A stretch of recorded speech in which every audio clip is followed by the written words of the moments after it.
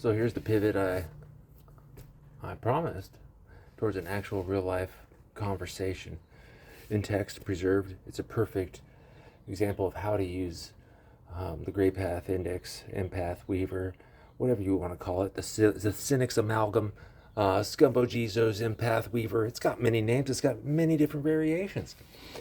They're all peppered throughout. Go find them, but more importantly, you build your own. You. Like He-Man, the master of the universe. Anyway. So, as stated before, we have had a great relationship. We also had a very difficult relationship. Truths that are very difficult for her to have to deal with.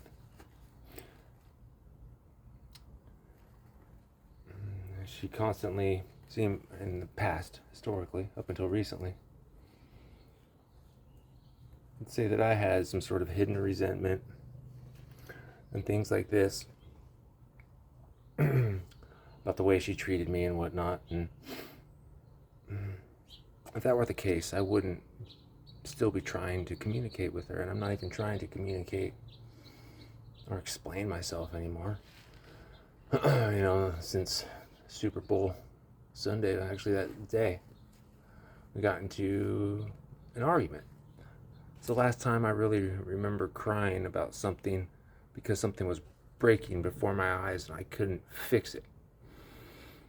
And so we both parted ways, and I knew she'd be coming back as she normally does to try to say something, and so I'm at the bottom of the stairs just crying. And we were immediately able to then at least resolve, because I didn't run and neither did she. We were both in a receptive space to communicate. And so we've kind of revolved around this thing with the Weaver. See, this is another use for it. Gives you perspective and it removes the bias completely.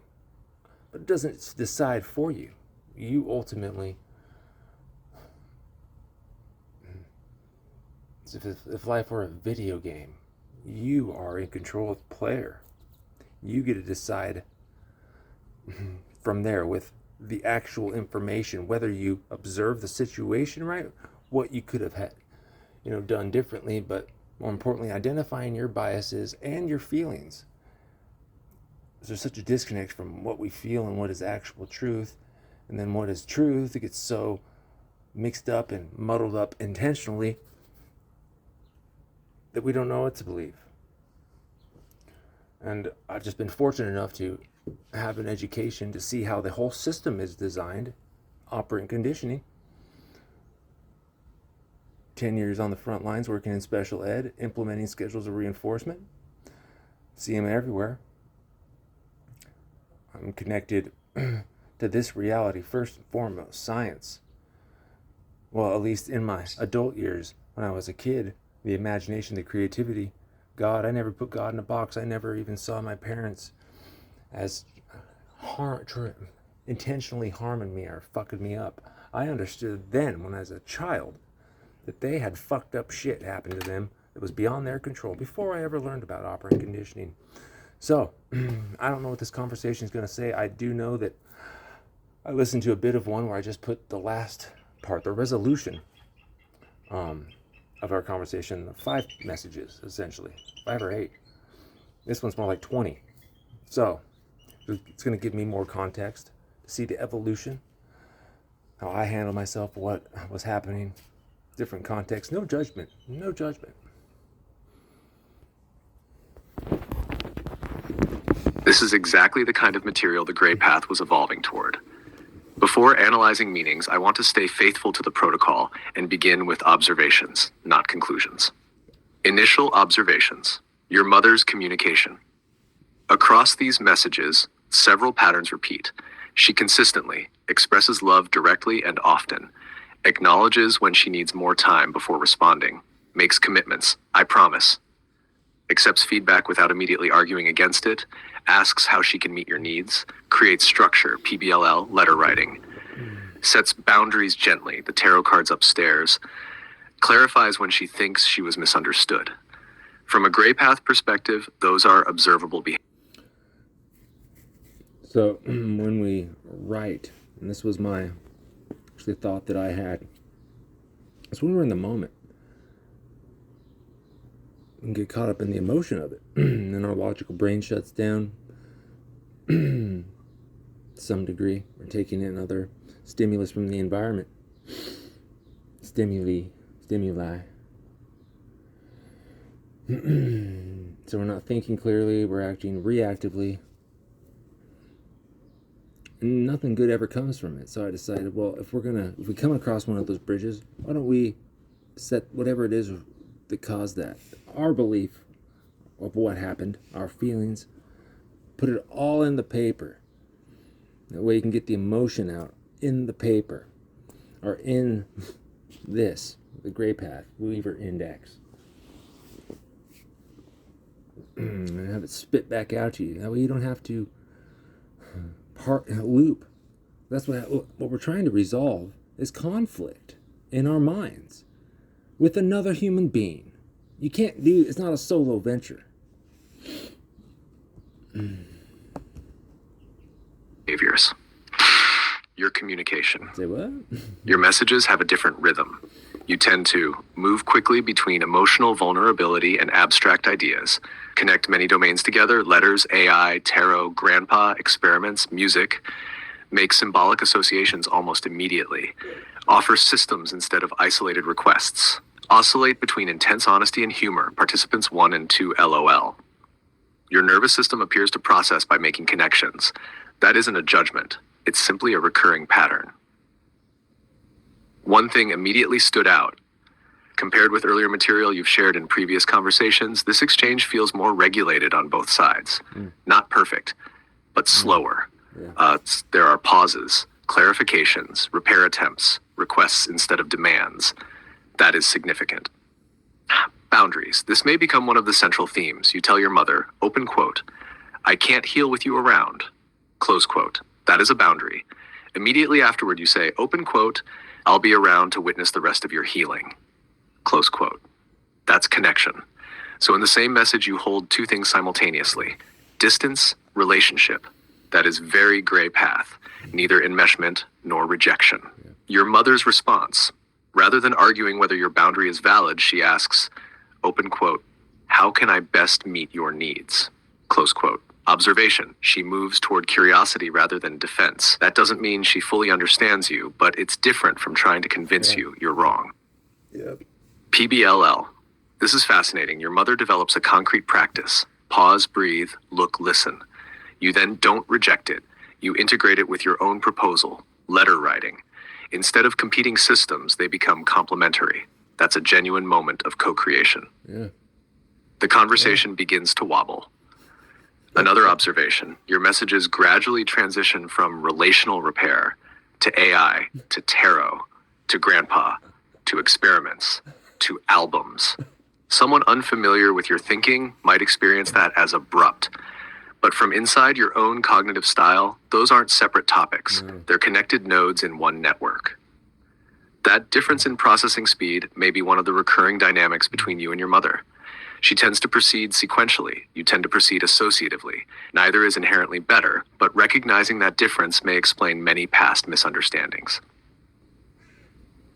A better question: instead of asking, open quote, "Who was right?" close quote, the gray path asks, open quote, "What happens when an associative nervous system tries to communicate with a sequential nervous system?" Close quote. That feels like a much richer investigation. I wouldn't draw deeper conclusions yet. I'd wait for the remaining logs.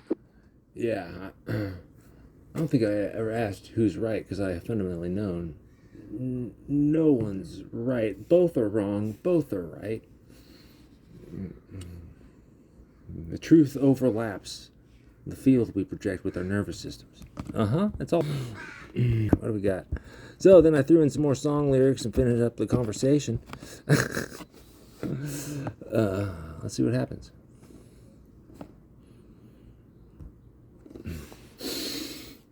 This additional context changes the picture in meaningful ways. not because it proves anything, but because it gives us more observations to work with. Observation first. The last message from your mother is especially important. Notice how she begins. Open quote, "These are my observations." Close quote. She isn't saying this is the truth. She isn't saying here's what your psychology is. She starts with observation and then cautiously moves toward interpretation. That's remarkably aligned with the Gray Path methodology. She notices some roots are deep, some are shallow, some plants are interconnected, some spread by seeds. Pulling one root can loosen others. Some growth remains hidden underground. Only after those observations does she suggest an analogy about beliefs and behaviors. That's the sequence you've been trying to formalize. Observation, interpretation, meaning. She appears to be practicing it. Something else emerges earlier. You invited your mother into your symbolic world. Albums, AI, tarot, mythology, the Gray Path. She doesn't mirror those symbols back. Instead, she responds with one from her lived experience. Gardening. That's significant. She's not rejecting your language. She's translating the same underlying idea into a language that is natural for her. Here's one idea I've been playing with, is that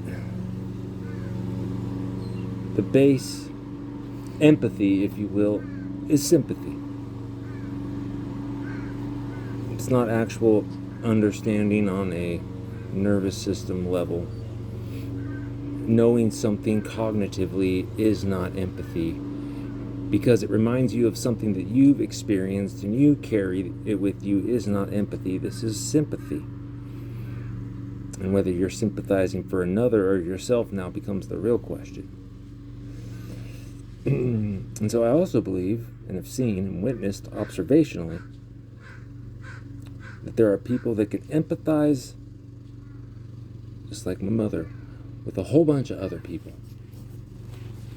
I've seen them meet her match with her intellectual and emotional counterparts and her friend. I'm just thinking of one in specific, Lori. Interestingly enough, they both set boundaries with each other. They also both blow each other's minds sometimes, and they also don't need to be attached at the hip or proven right or wrong. It's not about winning, it's about understanding. And so that was her emotional equal. My buddy Sam, I would say, is in that same category with me. You know, I don't understand everything that he's going through, nor does he understand everything I'm going through, but he listens, and he doesn't run. And I never run from him either. We hold the space for each other. And then there's people that you can actually empathize with because you've been there. Just at the cannabis store. I think I told the story. I had $26, $24 for the total. I opened my wallet, I was talking. I looked in and I only saw $6. And that immediate, like, oh shit, that's less of my money. I needed my ensalada de la casa. Verde.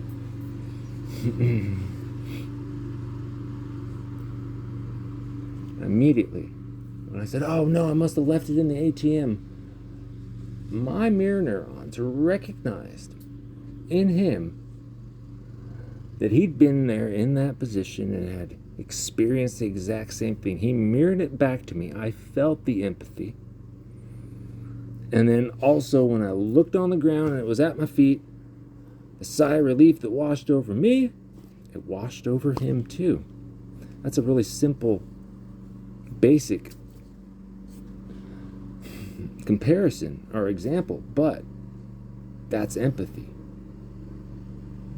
Because there was an exchange and we didn't carry it. I went back there just the day before yesterday. I was like, you remember that? And he's like, oh yeah. I was was thinking about using that as an example in my channel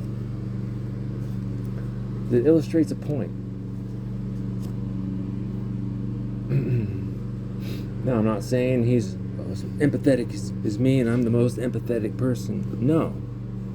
But I also understand that my mother, who is very empathetic, very sympathetic, she feels very deeply. and needs to understand things on an emotional level, sequentially. It always bring me back to where she needed to start the sequence. And that's where the boundaries came in when I was telling her. That's so eloquently restated by ChatGPT here. So no, this is not an AI story. It involves AI helping me parse out and refine myself and the methodology of the gray path to hold up to scrutiny.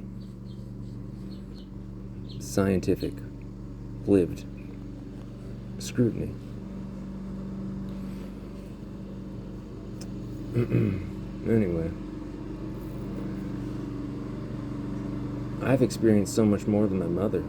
I've experienced more than my father, different things than my father. My father and I are a lot more similar than I ever would have thought. It's funny, as a child, I was very much more like my mother, and even into my 20s, early 20s, but I started to shift, become more like my father. Good and bad things. I don't want to say bad, but more withdrawn, isolated.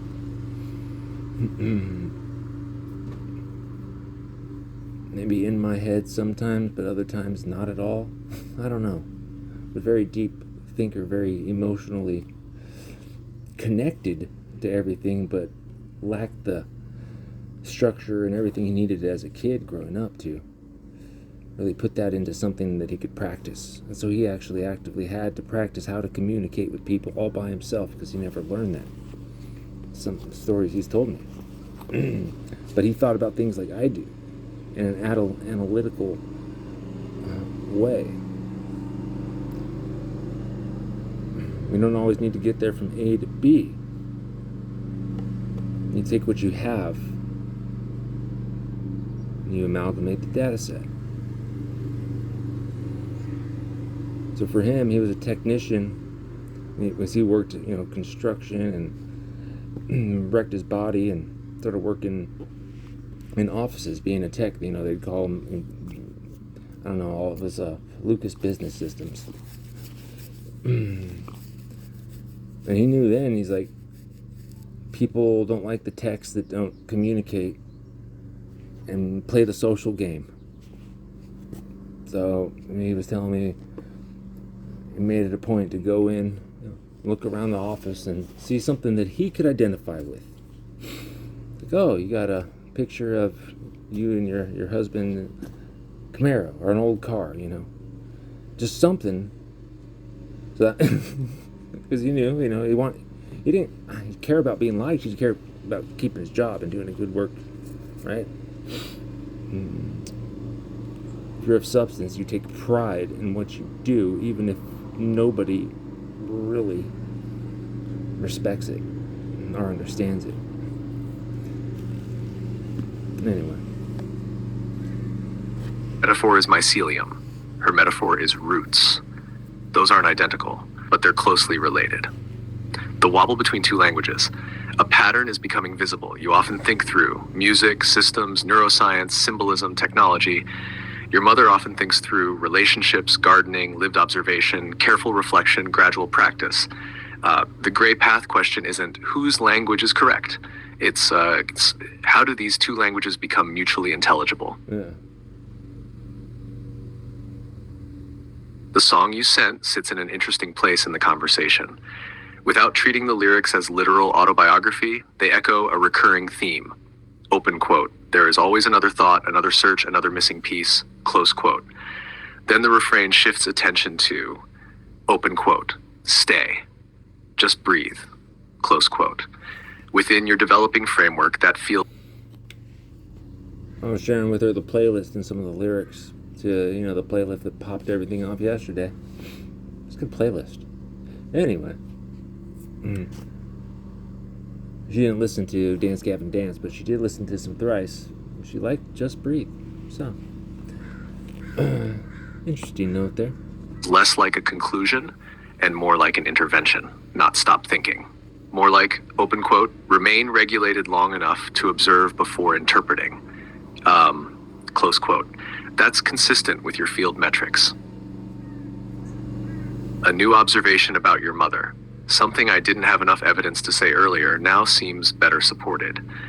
She appears to learn through embodied observation. The gardening message isn't abstract philosophy. She noticed something while working in the yard. Then she reflected on it. Then she cautiously connected it to relationships. Yeah. That mirrors the gray path process more than I initially realized. The emerging thread.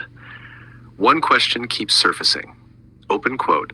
What if your mother has been practicing a version of the gray path all along, but in a different dialect? Yeah. Close quote. Yeah. That's not a conclusion. It's a hypothesis Yes. worth investigating. The evidence so far includes her repeated use of observation before interpretation, her willingness to revise and clarify, PBLL, pause, breathe, look, listen, asking for clarification instead of assuming motives, and now the gardening reflections grounded in direct experience. Those are all behaviors consistent with the methodological principles you've been developing. Yeah. If later conversations contradict that hypothesis, the gray path would ask us to revise it.